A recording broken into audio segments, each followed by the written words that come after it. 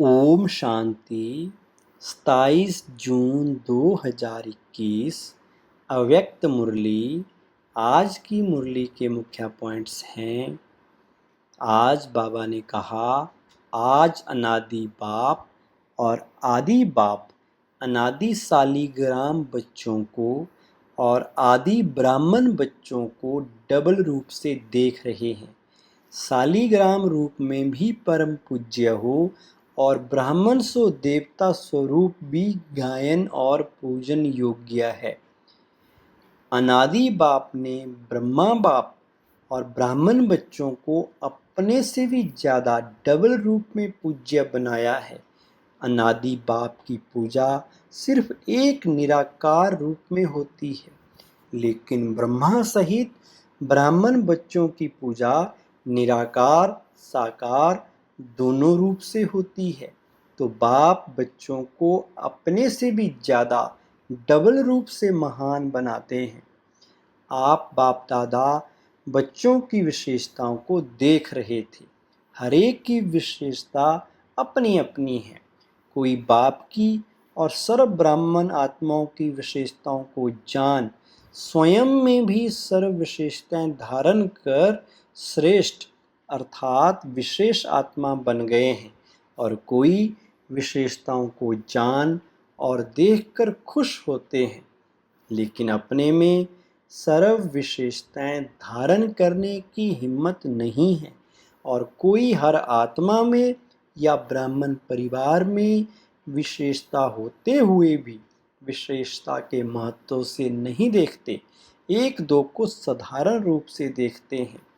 विशेषता देखने व जानने का अभ्यास नहीं है, वह गुण ग्राहक बुद्धि अर्थात गुण ग्रहण करने की बुद्धि न होने के कारण विशेषता अर्थात गुण को जान नहीं सकते। हर एक ब्राह्मण आत्मा में कोई ना कोई विशेषता अवश्य भरी हुई है, चाहे 16,000 का लास्ट दाना भी हो, लेकिन उसमें भी कोई ना कोई विशेषता है। इसलिए ही बाप की नज़र उस आत्मा के ऊपर पड़ती है। बाप दादा जानते हैं कि भल ज्ञान की धारणा व सेवा में याद में कमज़ोर हैं, लेकिन बाप को जानने, बाप के बनने की विशाल बुद्धि, बाप को देखने की दिव्य नज़र या विशेषता तो है। कोटों में कोई, कोई में भी कोई, इस लिस्ट में तो आ गए ना, इसलिए कोटों में से विशेष आत्मा तो हो गए ना। सभी आत्माओं में ब्राह्मण आत्माएं विशेष हैं, सिर्फ कोई अपनी विशेषता को कार्य में लगाते हैं, इसलिए वो विशेषता वृद्धि को प्राप्त होती रहती है और दूसरों को भी वो दिखाई देती है। और कोई में विशेषता रूपी बीज तो है, लेकिन कार्य में लाना यह है बीज को धरती में डालना।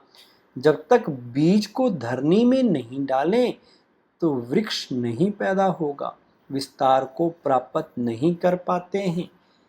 कई बच्चे विशेषता के बीज को विस्तार में भी लाते अर्थात वृक्ष के रूप में वृद्धि को भी प्राप्त करते, फल को भी प्राप्त करते, लेकिन जब फल आता है तो फल के पीछे चिड़ियाएँ पंछी भी आते हैं खाने के लिए। तो जब फल तक पहुँचते हैं तो इस रूप में माया आती है कि मैं विशेष हूँ, मेरी यह विशेषता है, या नहीं समझते कि बाप द्वारा प्राप्त हुई विशेषता है। विशेषता भरने वाला बाप है। इसलिए फल के बाद अर्थात सेवा में सफलता के बाद ये अटेंशन रखना भी जरूरी है, नहीं तो माया रूपी चिड़िया पंछी फल को जूठा कर देते या नीचे गिरा देते हैं। जैसे खंडित मूर्ति की पूजा नहीं होती, माना जाता है कि यह मूर्ति है लेकिन पूजी नहीं जाती, ऐसे जो ब्राह्मण आत्माएं सेवा का फल अर्थात सेवा में सफलता प्राप्त कर लेते हैं, लेकिन मैंपन की चिड़िया ने फल को खंडित कर दिया, इसलिए सिर्फ माना जाएगा कि सेवा बहुत अच्छी करते हैं, महारथी हैं, सर्विसेबल हैं, लेकिन संगम युग पर भी सर्व ब्राह्मण परिवार के दिल में स्नेह के पात्र व पूज्य नहीं बन सकते हैं। आज का वरदान है साथी और साक्षीपन की स्मृति द्वारा सब बंधनों से मुक्त होने वाले सर्वशक्ति संपन्न भव।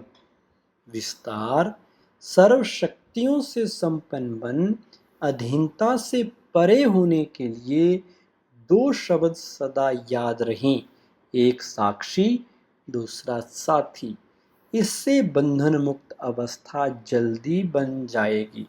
सर्वशक्तिवान बाप का साथ है तो सर्व शक्तियाँ स्वतः प्राप्त हो जाती हैं और साक्षी बनकर चलने से कोई भी बंधन में फंसेंगे नहीं। निमित्त मात्र इस शरीर में रहकर कर्तव्य किया और साक्षी हो गए। इसका विशेष अभ्यास बढ़ाओ।